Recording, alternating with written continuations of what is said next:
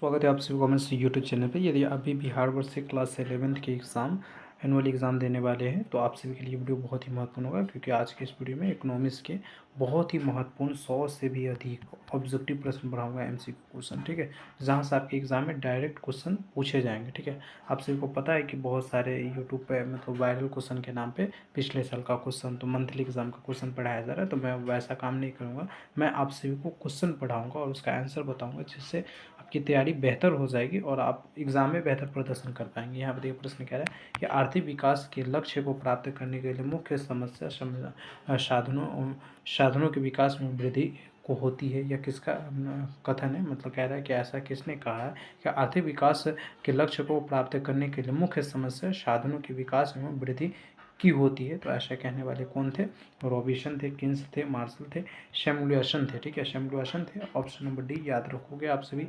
आगे दूसरा नंबर प्रश्न देखिए। दूसरा नंबर प्रश्न कह रहा है जो अपनी आवश्यकताओं की संतुष्टि के लिए वस्तुओं एवं सेवाओं का उपभोग करता है वह क्या कहलाता है? तो जो अपनी आवश्यकताओं की संतुष्टि के लिए वस्तु तथा सेवाओं का मतलब उपभोग करे वह क्या कहलाता है? उपभोक्ता कहलाता है। बिल्कुल करेक्ट आंसर आपका बी हो जाएगा। पहले आगे बढ़िए और यहाँ पे प्रश्न कह रहा है निम्न में से आर्थिक क्रिया की शाखा कौन सी है? तो आर्थिक क्रिया की शाखा समष्टि व्यष्टि अर्थशास्त्र। ठीक है, ऑप्शन नंबर आपका सी बिल्कुल सही आंसर हो जाएगा। आगे बढ़िए, यहाँ पे प्रश्न कह रहा है कि निम्नलिखित में से कौन आर्थिक क्रिया है? तो आर्थिक क्रिया कौन? उपभोग, वितरण, उत्पाद, ये सभी क्या है? तो आर्थिक क्रिया है। ऑप्शन नंबर डी सही आंसर है।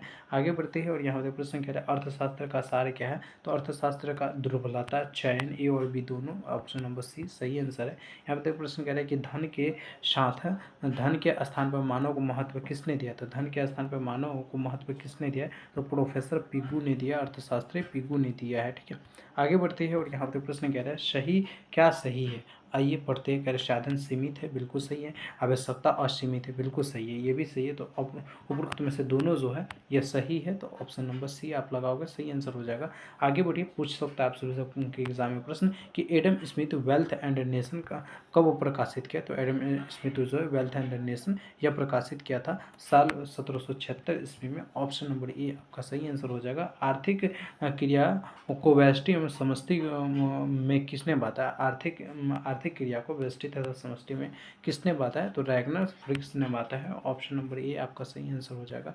आगे बढ़िए और यहाँ पे प्रश्न कह रहा है कि अर्थशास्त्र उद्देश्य के बीच तटस्थ रहता है, यह ऐसा किसने कहा है? तो आप लोग देख रहे हैं मार्शल ने कहा है। ठीक है, जो महत्वपूर्ण क्वेश्चन है वैसे क्वेश्चन ही पढ़ा रहा हूँ। ठीक है, और जल्दी जल्दी में मैं आपसे को मतलब आंसर भी हाइड नहीं किया ताकि बच्चे को याद हो जाए। आप लोग भी यहाँ पर आंसर देख पा रहे होंगे, तो चिंता नहीं करना, आप लोग हमारी बातों को सुनिए और अच्छे से वीडियो को देख लीजिए। बहुत सारा प्रश्न सेम टू सेम आपके एग्जाम में देखने को मिलेगा।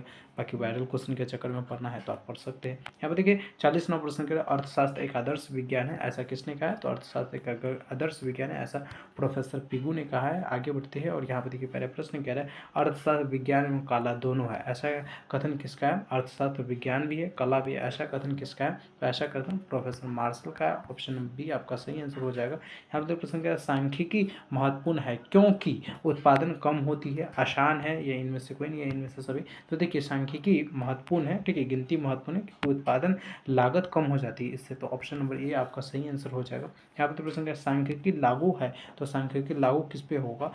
तो समंक पे, समूह पे, आय पे नहीं होगा, समंक समूह दोनों पे होगा। तो यहाँ पे ऑप्शन नंबर डी आपका सही आंसर रहेगा। सारणी के प्रारूप क्या होते हैं? तो संख्या, शीर्षक, मुख्य टिप्पणी, ये सभी क्या होता है? तो सारणी के प्रारूप होते हैं। ऑप्शन नंबर डी आपका सही आंसर है। यहाँ पे प्रश्न कह रहा है सांख्यिकी कला में विज्ञान, सांख्यिकी कला में विज्ञान है, ऐसा किसने कहा है? तो सांख्यिकी कला में विज्ञान है, ऐसा कहने वाले व्यक्ति का नाम था टिप्टे। क्या नाम था? टिप्टे। आगे बढ़िए और यहाँ पे प्रश्न कह रहा है बहुवचन के रूप में सांख्यिकी का सरल अर्थ क्या है? तो बहुवचन के रूप में सांख्यिकी का जो सरल अर्थ हो जाएगा ये समग्र जनसंख्या हो जाएगा। Option number B. यहाँ पे देखिए 47वां प्रश्न कह रहा है स्टैटिक्स कौन से लैटिन शब्द से लिया गया? तो स्टैटिक्स जो हो जाएगा कौन से लैटिन शब्द से? तो स्टेसिस से लिया गया। ऑप्शन नंबर ए आपका सही आंसर हो जाएगा। सांख्यिकी से आज से क्या है? सांख्यिकी से अक्ष से क्या है? केवल समंक, बिल्कुल सही है। केवल सांख्यिकी विद्याएं भी, तो ये ऑप्शन नंबर सी यहाँ पे सही आंसर हो जाएगा उपरोक्त में से दोनों।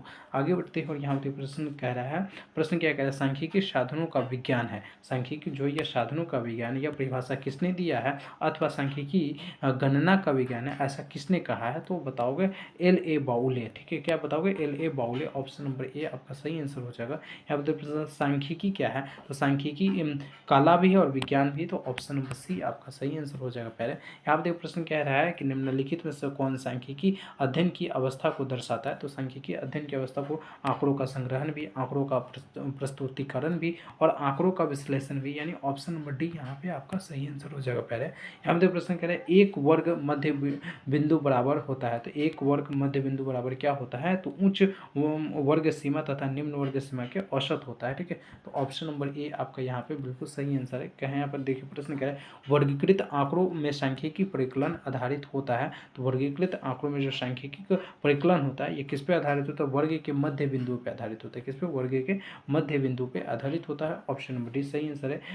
परास का अर्थ होता है, परास का अर्थ होता है अधिकतम एवं न्यूनतम प्रेक्षणों के बीच का अंतर जो होता है, इसे हम परास कहते हैं। क्या कहते हैं, परास कहते हैं। तो ऑप्शन नंबर ए सही आंसर हो जाएगा। वर्गीकरण सारणीकरण क्या है, तो वर्गीकरण सारणीकरण जो हो जाएगा ये एक प्रकार का आधार है। ऑप्शन नंबर बी सही आंसर हो जाएगा। यहाँ पर प्रश्न कह रहा है वर्गीकरण तथ्यों को क्रमबद्ध करने की प्रक्रिया किसने कहा है, वर्गीकरण तथ्यों को क्रमबद्ध करने की क्रिया है, ऐसा किसने कहा है, तो एल और कॉर्नर ने कहा है, एल आर कॉर्नर ने कहा है। ऑप्शन नंबर ए आपका सही आंसर है। वर्गीकरण का एक मुख्य उद्देश्य क्या है, तो वर्गीकरण का एक मुख्य उद्देश्य क्रमबद्ध व्यवस्थीकरण करना। ठीक है, ऑप्शन नंबर ए आपका सही आंसर हो जाएगा। आगे बढ़िए और यहाँ पर प्रश्न कह रहे हैं वर्गीकरण आंकड़ों को व्यवस्थित करने की प्रक्रिया को क्या कहते हैं, तो वर्गीकरण आंकड़ों को व्यवस्थित करने की प्रक्रिया को हम विभिन्न वर्गों में संबंधित तथ्यों के समूह कहते हैं। ठीक है, समूह कहते हैं, तो बिल्कुल सही आंसर है। यहाँ पे देखिए 8वां प्रश्न कह रहा है आंकड़ों का वर्गीकरण क्षेत्र या स्थान के आधार पर किया जाए तो यह क्या कहलाता है, आंकड़ों का, किसी भी आंकड़ों का वर्गीकरण क्षेत्र तथा मतलब आधार क्षेत्र या स्थान के आधार पर किया जाता है तो यह क्या कहलाता है, तो स्थानिक वर्गीकरण कहलाता है। ठीक है, ऑप्शन नंबर ये सही आंसर हो जाएगा। यहाँ पर प्रश्न कह रहा है 75, 71, 79, 69 प्राप्त क्या कह रहा है, देखिएगा ध्यान से, प्राप्तांकों का आरोही क्रम के और निवास निम्न प्रकार है, तो ये आप क्या बताओगे, तो देखिए निम्न प्रकार इसका क्या हो जाएगा, आरोही क्रम में कह रहा है सुना तो हम 69 से जाएंगे, फिर 71, फिर 75, फिर 79। ठीक है, आरोही क्रम मतलब बढ़ते क्रम में। ठीक है, और अवरोही क्रम मतलब घटते क्रम में, तो आरोही बोला था तो ये ऑप्शन नंबर बी आपका सही आंसर हो जाएगा। यहाँ पे देखिए अवरोही पूछा है और कह रहा है कि 15, 13, 19, 25 में क्या होगा, तो हम बताएंगे क्या, पहले 25, फिर 19, फिर 13, या फिर मतलब 15, फिर 13, तो ऑप्शन नंबर सी यहाँ पे आपका सही आंसर हो जाएगा पहले। और यहाँ पर देखिए प्रश्न क्या है आपसे से वर्ग सीमा 200 से 250 का मध्य बिंदु क्या होता है, तो वर्ग सीमा 200 से 250 के मध्य बिंदु का जो सीमा होगा यह 225 होगा। ऑप्शन बी सही आंसर हो जाएगा। यहाँ पर प्रश्न कह रहा है किसी कक्षा के छात्रों को भार से संबंधित आवृत्ति वितरण उदाहरण है, ये किसका उदाहरण है, तो 1, 4 का उदाहरण है। ऑप्शन नंबर ए आपका सही आंसर हो जाएगा।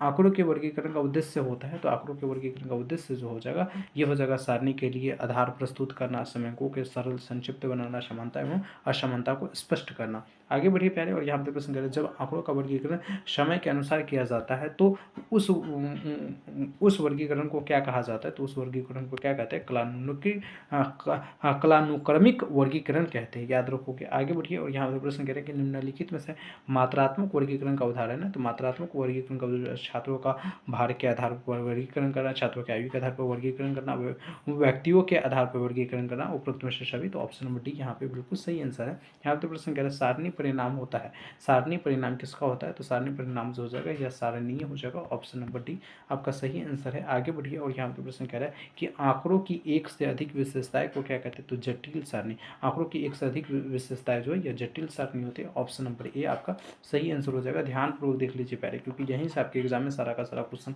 लड़ेगा। ठीक है, देखिए प्रश्न कह रहा है अनुपात व प्रतिशत के बदले आंकड़े होते हैं, अनुपात व प्रतिशत के बदले आंकड़े जो होते हैं यह व्युत्पन्न सारणी होते हैं। ऑप्शन नंबर ए आपका सही आंसर हो जाएगा। आगे देखिए कह रहा है एक सांख्यिकी सारणी आंकड़ों का कॉलम तथा पंक्तियों के रूप में एक व्यवस्थित संगठन, यह कथन किसका है, तो यह कथन जो हो जाएगा नेजवेंसन का है। यहाँ पे देखिए प्रश्न कह रहा है कि सारणी एक प्रकार नहीं है, सारणी का प्रकार नहीं, तो सारणी का क्या प्रकार नहीं है, तो सामान्य उद्देश्य, विशेष उद्देश्य, दोनों या इनमें से कोई नहीं, तो ये देखिए सारणी के इनमें से कोई प्रकार नहीं है, तो ऑप्शन नंबर डी आपका सही आंसर हो जाएगा। अशुद्धियों की जांच की तुलना अशुद्धियों की जांच की तुलना होती है तो सारणी के महत्व से होती है। आगे बढ़ते हैं और यहाँ पर देखिए प्रश्न आपसे से पूछा कि जब किसी सारणी के दो तरह की सूचना प्राप्त होती है, जब किसी सारणी में दो तरह की सूचना प्राप्त होती है तो वह क्या कहलाती है, तो वह क्या कहलाएगा, द्विगुण सारणी कहलाएगा। ऑप्शन बी आपका सही आंसर हो जाएगा। सारणी का क्या आधार है, तो सारणी का जो आधार होता है ये पहला तालिका होता है। ऑप्शन बी आपका सही आंसर हो जाएगा। आगे बढ़िए कह रहे हैं पंक्ति का स्तंभ होता है, तो पंक्ति का स्तंभ जो हो जाएगा यह सारणीय होगा। आगे बढ़ते हैं और यहाँ पर प्रश्न कह रहे हैं कि निम्नलिखित चित्र को क्या कहते हैं, तो निम्नलिखित चित्र को हम पाई चित्र कहते हैं। क्या कहते हैं, पाई चित्र कहते हैं। तो ये ऑप्शन नंबर आपका क्या हो जाएगा, तो डी बिल्कुल सही आंसर हो जाएगा। यहाँ पर प्रश्न कह रहा है सारणी की पंक्तियाँ का शीर्षक कौन है, तो सारणी की पंक्तियाँ का स्तंभी शीर्षक, ठीक है। ऑप्शन नंबर सी आपका सही आंसर हो जाएगा। सूचना के स्रोत को सूचना के स्रोत लिखा जाता है, तो सूचना का स्रोत जो है यह सारणी के अंत में लिखा जाता है। आगे बढ़ते हैं और यहाँ पर प्रश्न पूछा हुआ है कि शीर्षक के नीचे लिखा जाता है, तो शीर्षक के नीचे जो है ये क्या लिखा जाता है, पहले तो मुख्य नोट लिखा जाता है, ठीक है। सारणी का क्या महत्व है, तो सारणी का महत्व जो हो जाएगा यह हो जाएगा आकर्षक, ज्ञान, तुलना, ये सभी। ऑप्शन नंबर डी आपका सही आंसर हो जाएगा।